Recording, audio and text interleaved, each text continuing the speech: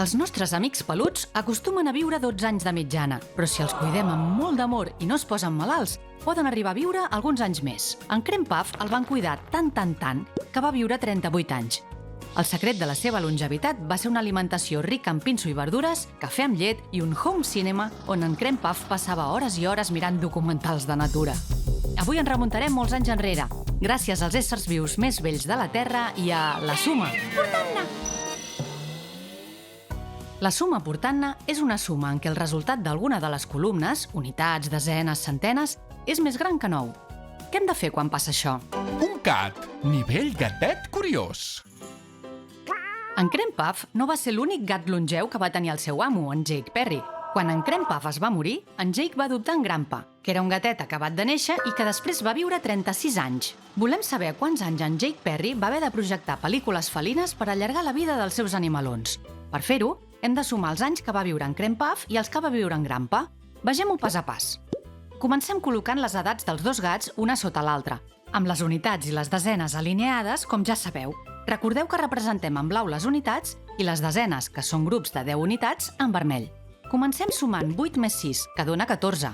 Vaja, i ara com col·loquem el 14 a la fila de les unitats si és un nombre de dues xifres? No patiu, les matemàtiques tenen solucions per tot. El que farem serà posar el 4 a la unitat arrenglerat a la columna corresponent i l'1, que és una desena, el col·locarem a la columna de l'esquerra, la de les desenes, a dalt de tot. Ara passem a la columna següent, és a dir, a la de l'esquerra, la de les desenes. Recorda sumar per columnes, de dreta a esquerra. Com que en portàvem un, ara comencem sumant 1 més 3, que són 4, i després fem 4 més 3, que són 7. Per tant, escrivim un 7 a la columna de les desenes.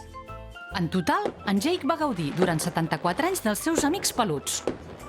Dos gats, nivell gat intel·ligent. Però si creieu que aquests dos gats són els éssers vius més longeus del planeta, aneu ben equivocats.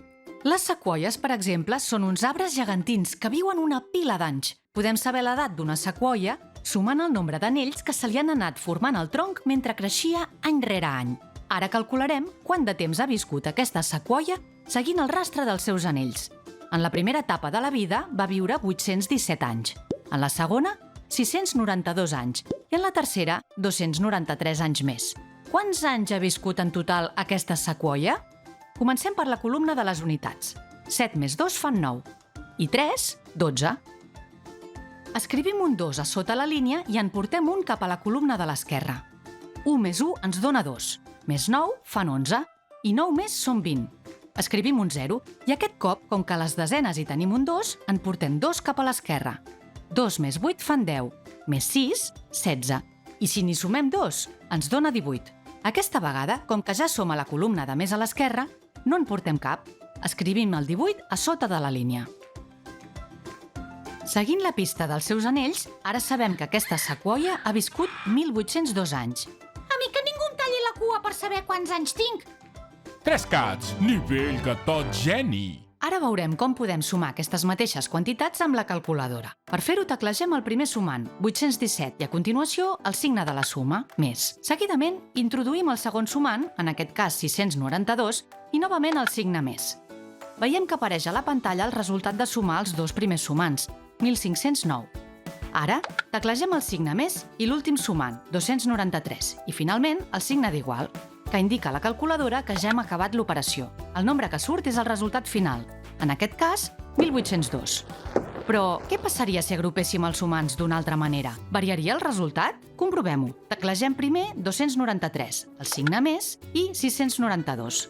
El resultat parcial que apareix no és 1.509 com teníem abans, sinó 985. Si ara continuem l'operació i sumem el darrer nombre, 817, el resultat final seguirà sent 1.802. Per tant, gràcies a la propietat associativa de la suma, el resultat seria el mateix. La manera com agrupem els sumants mentre fem l'operació no fa variar el resultat. El gat repte. Aquesta operació és una suma portant-ne? Pista! Comença sumant les unitats. El resultat és de dues xifres? I la resposta és...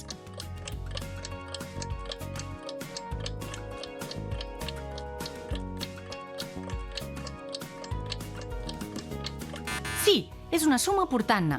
6 més 8 fan 14 i en portem una. T'esperem en un altre cat capítol del Supercampus.